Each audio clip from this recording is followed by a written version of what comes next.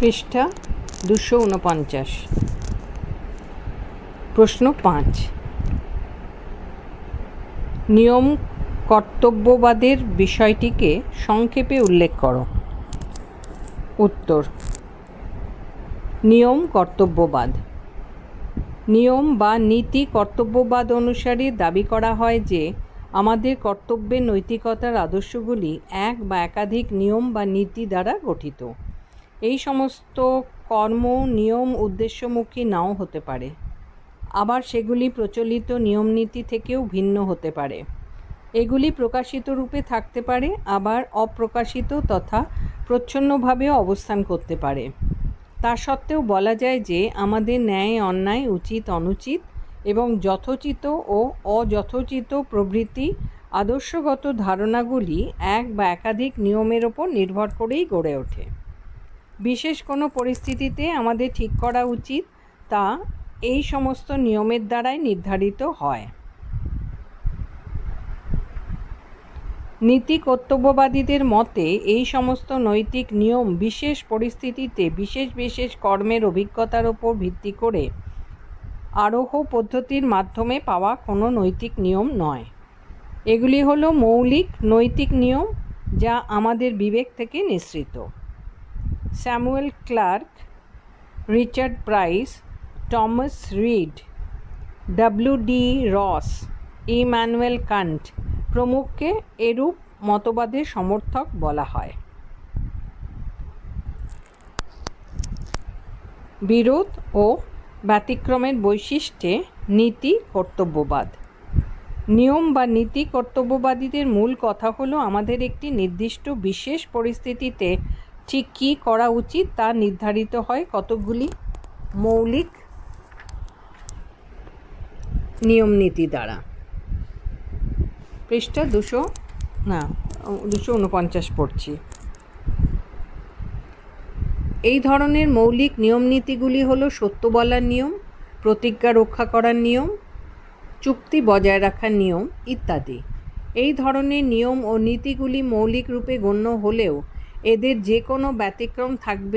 যে কোনো রকম ব্যতিক্রম থাকবে না এমন কখনোই সম্ভব নয়, অর্থাৎ এগুলির ব্যতিক্রম হতেই পারে। সে কারণেই বলা যায় যে আমরা সব সময় সত্য কথা বলতে নাও পারি, যদিও জানি যে সত্য কথা বলাই হলো উচিত কর্ম। আবার প্রতিজ্ঞা রক্ষা করা উচিত জেনেও আমরা তা ভঙ্গ করতে পারি। অনুরূপভাবে চুক্তি ভঙ্গের বিষয়টিও এসে যায়। যাই হোক না কেন, একথা ঠিক যে নিয়ম বা নীতি কর্তব্যবাদে যে সমস্ত নিয়ম বা নীতির উল্লেখ করা হয় সেগুলি কখনোই নির্বিরোধ নয়।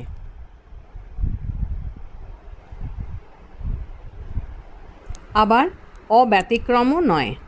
এই নিয়মগুলির মধ্যে তাই বিরোধ ও ব্যতিক্রম লক্ষ্য করা যায়। তা সত্ত্বেও বলা যায় যে রূপ নীতিগুলিকে অনুসরণ করেই আমাদের কর্তব্য নির্ধারিত হয়। বিরোধ থাকা সত্ত্বেও অসংঘাতের নীতিতে নৈতিক নিয়ম।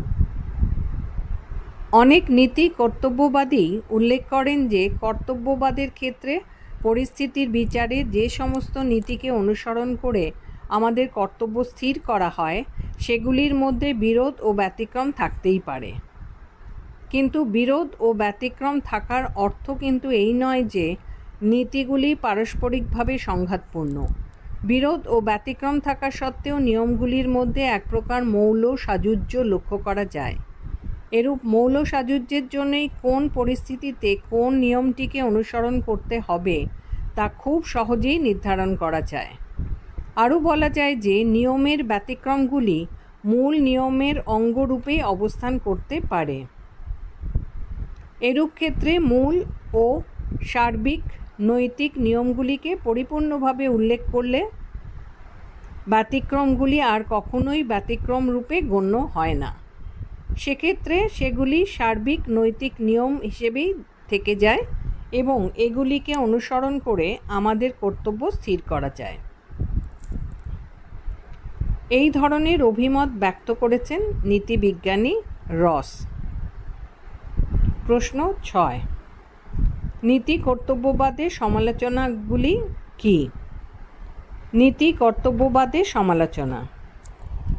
নীতি কর্তব্যবাদের ক্ষেত্রে নৈতিক নিয়ম প্রসঙ্গে নীতি কর্তব্যবাদীরা যে অভিমত পোষণ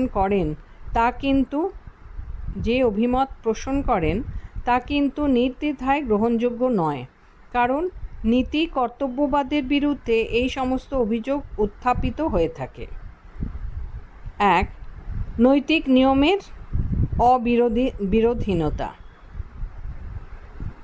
নৈতিক নিয়মের ক্ষেত্রে নীতিবিজ্ঞানী রস যে অভিমত পোষণ করেছেন, নীতিবিজ্ঞানী ফ্র্যাঙ্কেনা কিন্তু তা গ্রহণ করতে পারেননি। রস আপাত কর্তব্যগুলিকে ব্যতিক্রমহীন রূপে উল্লেখ করলেও সেগুলি কিন্তু প্রকৃতপক্ষে ব্যতিক্রমহীন নয়, কারণ অনেক সময় আপাত কর্তব্যের সঙ্গে বাস্তব কর্তব্যের বিরোধ দেখা যেতে পারে, আর রূপ বিরোধী প্রমাণ করে যে নৈতিক নিয়মগুলি বিরোধহীন নয়। সুতরাং বলা যায় যে রসের আপাত কর্তব্য এবং বাস্তব কর্তব্যের পার্থক্য ফ্র্যাঙ্কেনার মতে গ্রহণযোগ্য নয়, অর্থাৎ নৈতিক নিয়মগুলির অবিরোধহীনতার বিষয়টি এখানে প্রমাণিত হয়। 2. অর্থহীন রূপে রসের স্বতঃসিদ্ধতা। নীতিবিজ্ঞানী রস যে আপাত কর্তব্যের কথা বলেছেন তার প্রকৃত কোনো মানদণ্ডের উল্লেখ তিনি করতে পারেননি। এক্ষেত্রে তিনি যা বলতে চান তা হল, কর্তব্য বলতে বোঝায়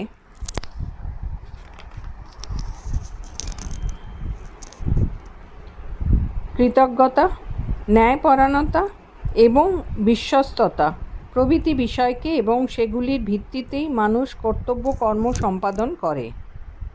রস এগুলিকেই স্বতঃসিদ্ধ রূপে উল্লেখ করেছেন এবং বলেছেন যে এগুলির বিচারের জন্য আর অন্য কোনো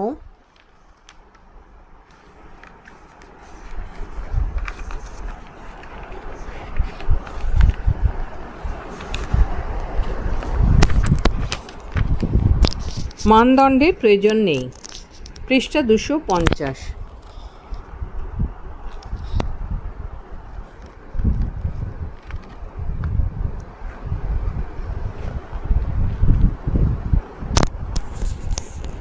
কিন্তু নীতিবিজ্ঞানী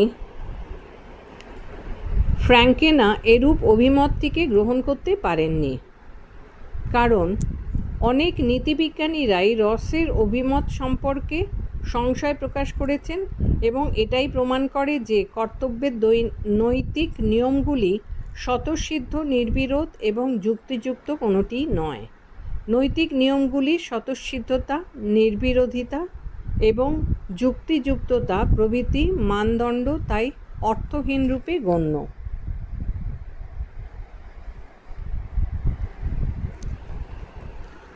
3. নৈতিক নিয়মের ব্যতিক্রমহীনতা। ফ্র্যাঙ্কেনা উল্লেখ করেছেন যে নৈতিক নিয়মগুলিকে বিরোধহীন ও ব্যতিক্রমহীন রূপে একমাত্র তখনই উল্লেখ করা যায় যখন নিয়মগুলির মধ্যে এক প্রকার ক্রমিক স্তরভেদ রচনা করা যায়, অর্থাৎ নিয়মগুলির স্তরভেদে কোনটি আগে থাকে এবং কোনটি পরে আসে তা নির্ণয় করা যায়। নৈতিক নিয়মগুলির ক্ষেত্রে এরূপ স্তর রচনা করতে পারলে একটির সঙ্গে আর একটির বিরোধের বিষয়টি সমাপ্ত হতে পারে। কিন্তু রস এমন কোনো স্তরভেদ রচনা করতে পারেননি, অথবা এমন কোনো স্তরভেদের নির্দেশও দিতে পারেননি। সুতরাং বলা যায় যে নৈতিক নিয়মগুলির ব্যতিক্রমহীনতার বিষয়টি প্রমাণিত হয়। 4. মৌলনীতির অভাবে নিয়মগুলির পারস্পরিক বিরোধিতা। নীতিবিজ্ঞানী রস যে আপাত কর্তব্যের উল্লেখ করেছেন তার পশ্চাতে যে সমস্ত নিয়মকে উল্লেখ করা হয় সেগুলি কিন্তু কোনো বিশেষ নিয়ম নয়, সেগুলি হলো বহু নিয়মের এক সম্মিলিত রূপ। এক্ষেত্রে তাই একটিমাত্র কর্তব্য নিয়মের পরিবর্তে একাধিক নিয়ম থাকায় সেগুলির মধ্যে বিরোধের সম্ভাবনাকে অস্বীকার করা যায় না। রসের অভিমতের ক্ষেত্রে এরূপ সম্ভাবনা থেকে যায়। সে কারণেই ফ্র্যাঙ্কেনা তার এথিক্স গ্রন্থে উল্লেখ করেছেন যে এই ধরনের নীতি কর্তব্যবাদের পরিবর্তে আমাদের এমনই একটি মতবাদ খুঁজে বার করা উচিত যেখানে একটিমাত্র মৌলনীতিকেই স্বীকার করা যায় এবং সমস্ত রকম বিরোধের অবসান হতে পারে। সুতরাং বলা যায় যে মৌলনীতির অভাবে নিয়মগুলির মধ্যে পারস্পরিক বিরোধিতা পরিলক্ষিত হয়। প্রশ্ন 7, নীতি কর্তব্যবাদী রূপে কান্টের অভিমত ব্যাখ্যা করো, অথবা কান্টের নীতি কর্তব্যবাদের সংক্ষিপ্ত বিবরণ দাও। উত্তর: নীতি কর্তব্যবাদী রূপে কান্টের অভিমত।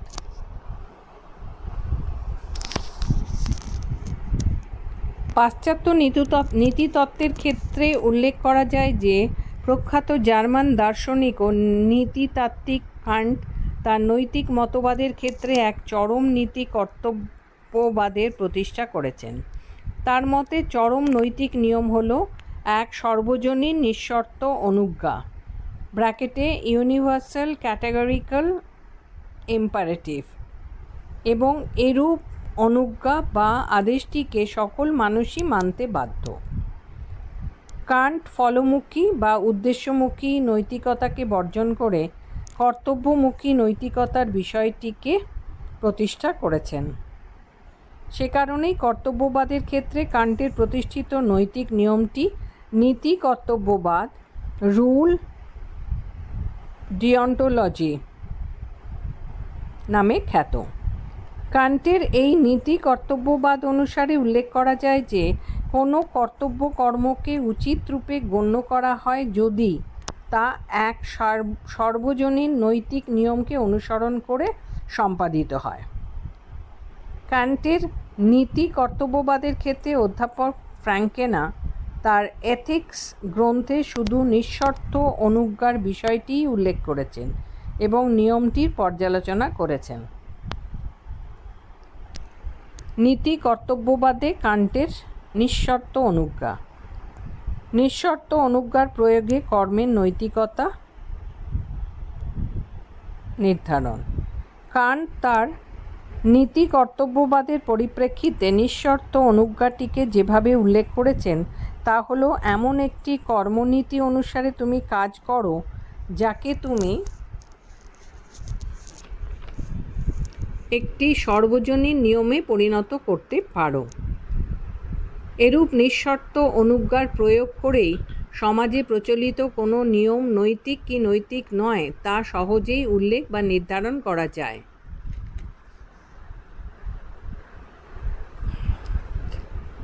প্রচলিত যে সমস্ত নিয়মের ক্ষেত্রে সর্বজনীন নিঃশর্ত অনুজ্ঞার বিষয়টি যুক্ত হয় সেই নিয়মটিকেই বলা হয় নৈতিক নিয়ম।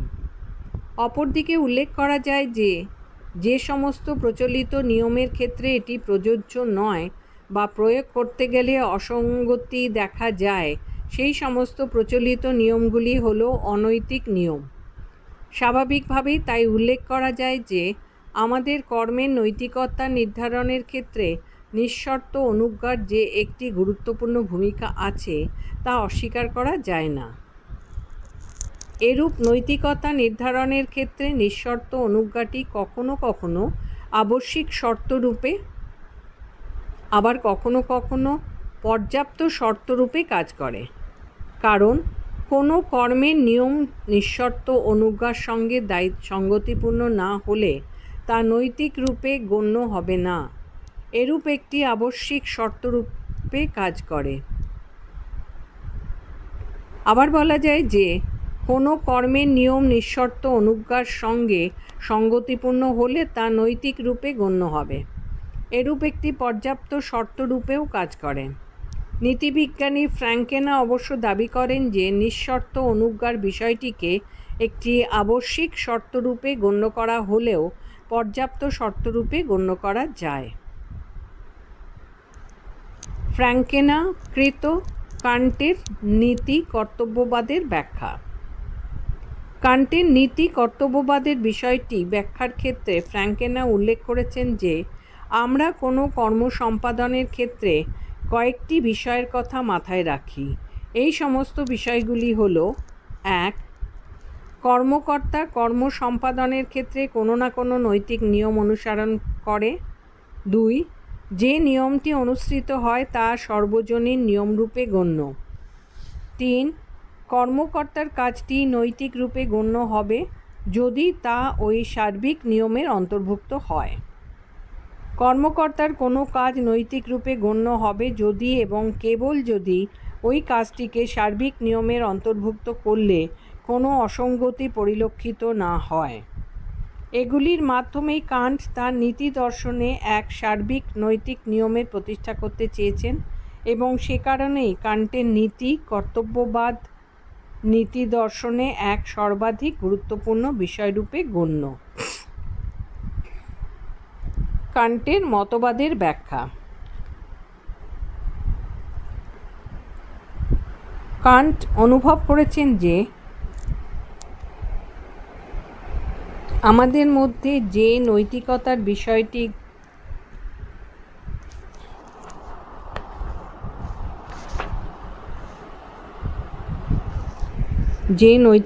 বিষয়টি প্রথিত আছে, যা আমাদের বিবেক থেকে নিঃসৃত হয়, তা নক্ষত্র ঘটিত অনন্ত আকাশের সঙ্গে তুলনীয়।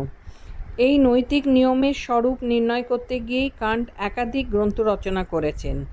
এই সমস্ত গ্রন্থের মধ্যে ground work of the metaphysics of morals এই গ্রন্থটি হলো সবথেকে বেশি গুরুত্বপূর্ণ।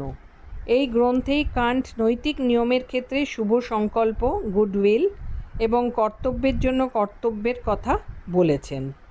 এই শুভ সংকল্প এবং কর্তব্যের জন্য কর্তব্য ছাড়া নৈতিকতার বিষয়টিকে কখনোই ব্যাখ্যা করা যায় না। এই শুভ সংকল্প ব্যক্তির কোনো সাধারণ শর্তযুক্ত সংকল্প নয়। ব্যক্তির যে ব্যবহারিক প্রজ্ঞা, প্র্যাকটিক্যাল রিজন নিঃসৃত সংকল্প, যা ব্যক্তির ঐচ্ছিক কর্মের সূচনা করে, সেই বিশেষ ইচ্ছাই হলো শুভ ইচ্ছা বা শুভ সংকল্প, গুডউইল। এই শুভ ইচ্ছাকেই কান্ট নিঃশর্তভাবে ভালো বলেছেন এবং একে স্বাধীনরূপে উল্লেখ করেছেন। আর এই শুভ সংকল্পের স্বাধীনতাকেই সরল নৈতিক নিয়মের এবং তার সঙ্গে সামঞ্জস্যপূর্ণ সকল কর্তব্যের মূল নীতিরূপে উল্লেখ করেছেন। এই শুভ সংকল্পেরই যেন আরেক নাম হলো নিঃশর্ত অনুজ্ঞা, ক্যাটেগরিক্যাল ইম্পারেটিভ। শর্তাধীন অনুজ্ঞাকে কান্ট বিচক্ষণতা, প্রুডেন্স রূপে এবং শর্তহীন অনুজ্ঞাকে নৈতিকতা, মরালিটি রূপে উল্লেখ করেছেন বা কর্তব্যের জন্য কর্তব্যের বিষয়টিকে সূচিত করে। কান্ট তার নিঃশর্ত অনুজ্ঞাকে 3টি বয়ানের মাধ্যমে ব্যক্ত করেছেন। পৃষ্ঠা 251। প্রথম বয়ান: এমন নীতি মেনে কাজ করো যে নীতিটি একই সঙ্গে একটি সার্বজনীন নীতিতে পরিণত হতে পারে। দ্বিতীয় বয়ান: এমনভাবে কাজ করো যাতে মানব সত্তা কখনোই নিছক উপায় হিসেবে নয়, সর্বদাই উদ্দেশ্য হিসেবে ব্যবহৃত হয়। তৃতীয় বয়ান: তুমি তোমার নীতির মাধ্যমে এমনভাবে কাজ করো যাতে তুমি উদ্দেশ্য রাজ্যের একজন বিধি প্রণয়নকারী সদস্যরূপে গণ্য হও। প্রশ্ন 8। ফ্র্যাঙ্কেনার দৃষ্টিতে কান্টের নীতি কর্তব্যবাদ ব্যাখ্যা করো। উত্তর: ফ্র্যাঙ্কেনার দৃষ্টিতে কান্টের নীতির কর্তব্যবাদ। ফ্র্যাঙ্কেনা তার এথিক্স নামক গ্রন্থে কান্টের নীতি কর্তব্যবাদকে নিঃশর্ত অনুজ্ঞার নিরিখে বিচার করেছেন। একই পরিপ্রেক্ষিতে তিনি কান্টের নীতি কর্তব্যবাদের ক্ষেত্রে কয়েকটি অসঙ্গতি পর্যবেক্ষণ করেছেন। এগুলি হলো: 1. কর্তব্যের দ্বন্দ্বে আবর্তিত কান্টের মতবাদ। কান্ট নীতি কর্তব্যবাদের প্রবক্তারূপে গণ্য হলেও তিনি তার নিঃশর্ত অনুজ্ঞার ক্ষেত্রে একাধিক নীতির উল্লেখ করেছেন। আর কর্মনীতি যদি একাধিক হয় তাহলে তাদের মধ্যে বিরোধ অবশ্যম্ভাবী। স্বাভাবিকভাবেই তাই দেখা যায় যে কান্টের কর্মনীতিগুলির মধ্যে বিরোধের সম্ভাবনা থেকেই যায়। উদাহরণস্বরূপ উল্লেখ করা যায় যে প্রতিশ্রুতি রক্ষা করা যেমন একটি কর্মনীতিরূপে গণ্য, তেমনি আর্তকে সেবা করাও একটি কর্মনীতিরূপে গণ্য। কিন্তু অনেক সময় দেখা যায় যে আর্তকে সাহায্য করতে গেলে প্রতিশ্রুতি ভঙ্গ করতে হয়, আবার প্রতিশ্রুতি রক্ষা করতে গেলে আর্তকে সাহায্য করা বন্ধ করতে হয়। এরূপ ক্ষেত্রে তাই কর্মকর্তা তার ঠিক কোনটা করণীয় এরূপ এক দ্বন্দ্বের মুখোমুখি হয়ে পড়ে। সুতরাং বলা যায় যে কান্টের নীতি কর্তব্যবাদ কর্তব্যের দ্বন্দ্ব থেকে মুক্ত নয়। এরূপ মতবাদটি তাই কর্তব্যের দ্বন্দ্বে আবর্তিত।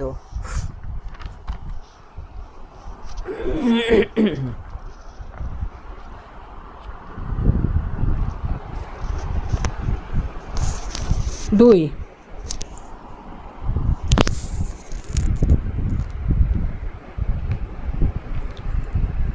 উপযোগিতা দৃষ্টিভঙ্গির অভাবে কান্টের মতবাদ। ফ্র্যাঙ্কেনা তার গ্রন্থে উল্লেখ করেছেন যে কান্টের মতে কোনো নিয়মকে নৈতিক রূপে গণ্য হতে গেলে তাকে সর্বজনীন ও সঙ্গতিপূর্ণ হতে হয়। কিন্তু ফ্র্যাঙ্কেনা মনে করেন যে কোনো নৈতিক নিয়মের ক্ষেত্রে সর্বজনীনতা ও সঙ্গতিপূর্ণতাই যথেষ্ট নয়, তার জন্য প্রয়োজন হলো কর্মকর্তার উপযোগিতার দৃষ্টিভঙ্গি। কান্টের নিঃশর্ত অনুজ্ঞাটি তাই সর্বজনীন ও সঙ্গতিপূর্ণরূপে গণ্য হলেও কর্মকর্তব্য নির্ধারণের ক্ষেত্রে উপযোগিতার দৃষ্টিভঙ্গির অভাবে তা যথেষ্ট নয়। 3. সর্বক্ষেত্রে কান্টের মতবাদের প্রয়োগহীনতা। কান্ট তার নীতি কর্তব্যবাদে যে নিঃশর্ত অনুজ্ঞার মানদণ্ডের কথা বলেছেন তার দ্বারা কোনো কোনো ক্ষেত্রে কর্তব্য কর্ম স্থির করা সম্ভব হলেও সমস্ত ক্ষেত্রে তা স্থির করা সম্ভব নয়। এ প্রসঙ্গে উল্লেখ করা যায় যে কান্টের মতে অপর ব্যক্তিকে সাহায্য করা কর্তব্য কর্ম, আর সাহায্য না করাই হলো কর্তব্য বিরোধী কর্ম। কিন্তু ফ্র্যাঙ্কেনা মনে করেন যে এমন কোনো ব্যক্তি থাকতেই পারেন যার অপরের কোনো সাহায্যের প্রয়োজন হয় না, আর তাই যদি হয় তাহলে কান্টের নিঃশর্ত অনুজ্ঞার দ্বারা কখনোই প্রমাণ করা যায় না যে অপরকে সাহায্য করাই হলো কর্তব্য কর্ম। সুতরাং বলা যায় যে কান্টের নিয়ম বা নীতি কর্তব্যবাদ সর্বক্ষেত্রে প্রযুক্ত নয়।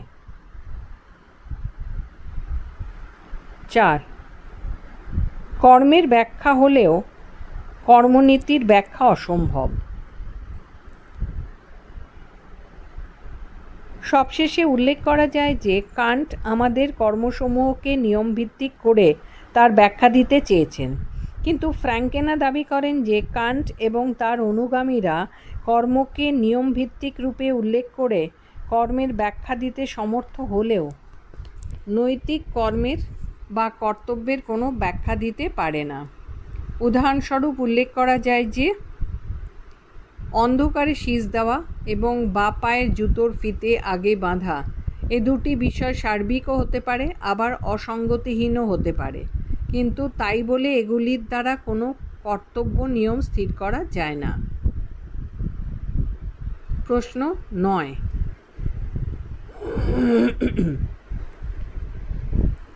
ফলমুখী নৈতিক মতবাদ হিসেবে উপযোগবাদ এর সংক্ষিপ্ত পরিচয় দাও। উত্তর: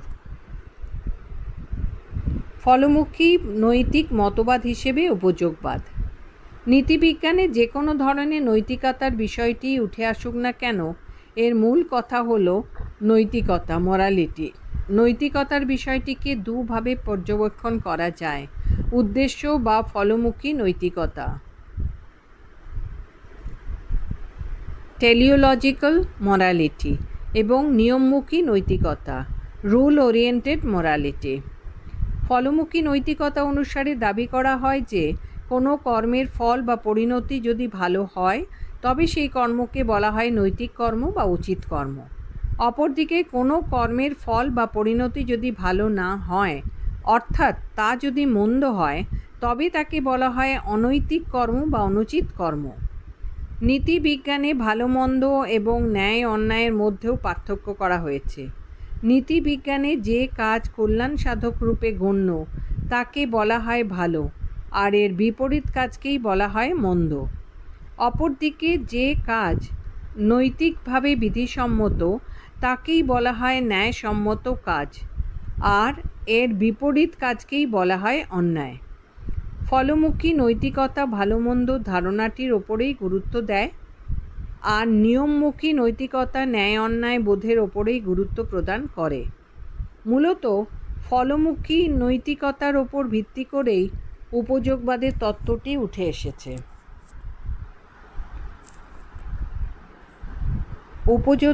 উপযোগবাদ হিসেবে মিল ও বেনথামের নৈতিক সুখবাদ। নীতিবিজ্ঞানে নৈতিকতা নির্ধারণের পরিপ্রেক্ষিতে বিভিন্ন মানদণ্ডের উল্লেখ করা হয়েছে। এই মানদণ্ডগুলির অন্যতম একটি মানদণ্ড হলো সুখ বা প্লেজার। এই সুখের মানদণ্ডটিকে সামনে রেখে যে নৈতিক মতবাদ গড়ে উঠেছে তাকে বলা হয় সুখবাদ, হেডোনিজম। সুখবাদের একটি অন্যতম রূপ হিসেবে উঠে এসেছে নৈতিক সুখবাদ, এথিক্যাল হেডোনিজম। এই নৈতিক সুখবাদের ক্ষেত্রে যে ধরনের নৈতিকতার কথা বলা হয়েছে তা হলো ফলমুখী নৈতিকতা। মিল এবং বেনথাম প্রচারিত নৈতিক সুখবাদকেই বলা হয় উপযোগবাদ।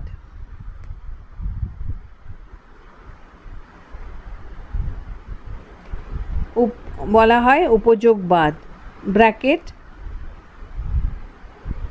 ইউটিলিটারিয়ানিজম।